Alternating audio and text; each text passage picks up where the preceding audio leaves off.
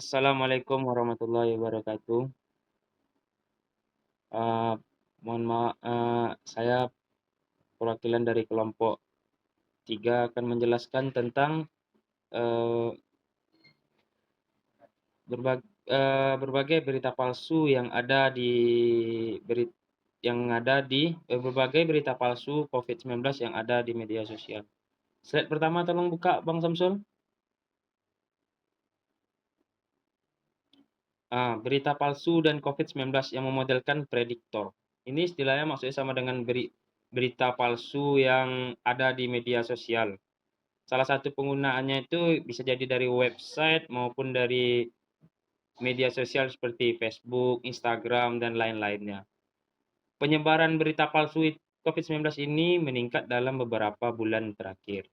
Dan faktor-faktor yang menyebabkan penyebaran informasi yang salah ini kurang dipelajari dengan baik. Ya maksud di situ tuh dia ibaratnya para-para yang menggunakan media sosial terkadang menyalahgunakan media sosial tersebut dan membuat berita palsu tentang COVID-19 ini. Slide kedua selanjutnya. Berita palsu.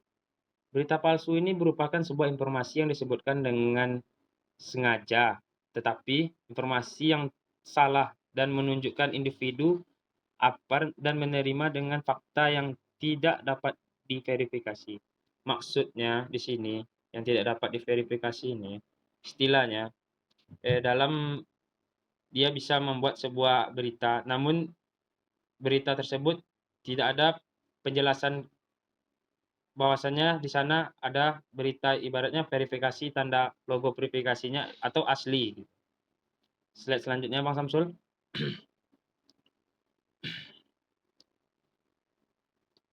Berbagai berita palsu yang terkait COVID-19 menunjukkan bahwa dalam beberapa bulan terakhir penyebaran berita palsu yang paling menonjol merusak kesehatan adalah tentang pandemi COVID-19.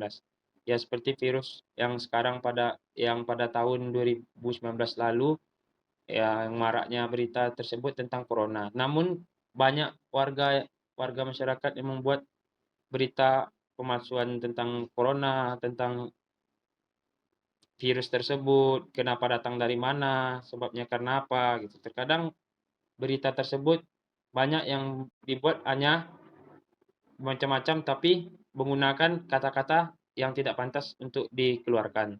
Selanjutnya Mas Samsul. Model penelitian dan hipotesis. Model penelitian dan hipotesis ini ada berbagai macam, sebanyak 5. Yang satu, algoritme dan berbagai berita palsu. Yang kedua, hiburan dan berbagai berita palsu. Yang ketiga, sosialisasi dan berbagai berita palsu. 4, pencarian informasi dan berbagai berita palsu.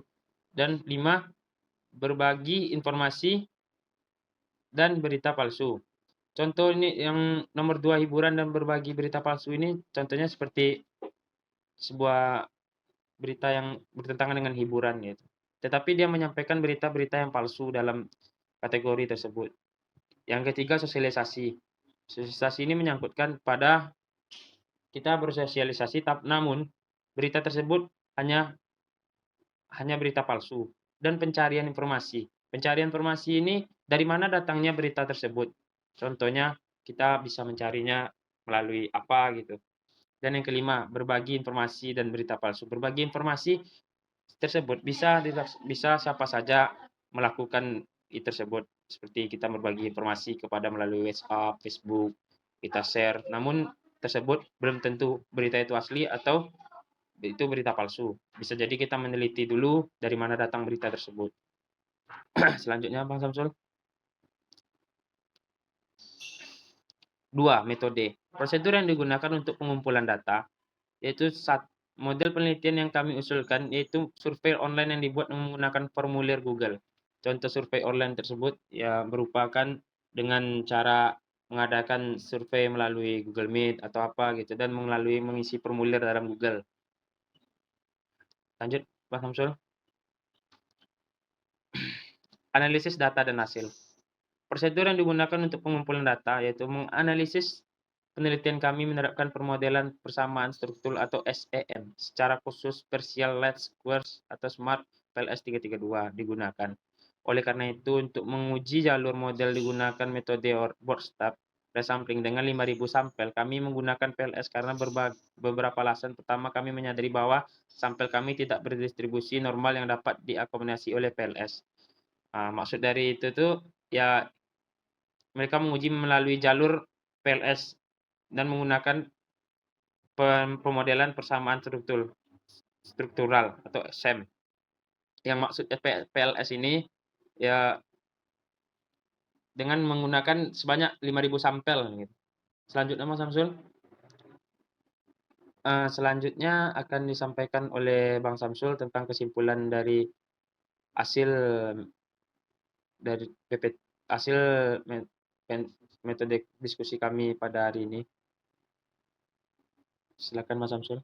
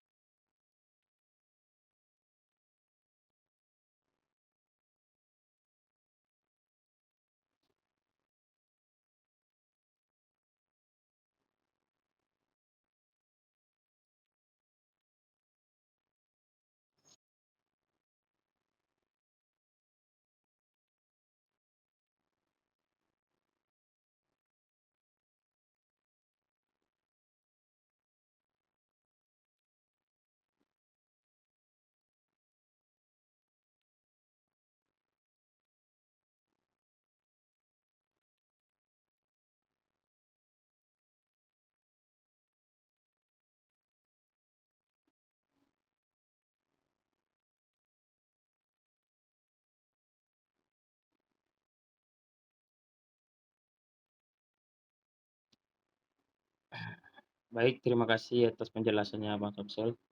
Mungkin itu saja beberapa slide-slide hasil diskusi kami pada hari ini.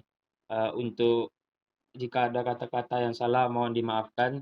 Lebih dan kurang mohon maaf. Wassalamualaikum warahmatullahi wabarakatuh. Saya pribadi Irfan Hamdi dan juga Samsul Bahtiar. Terima kasih.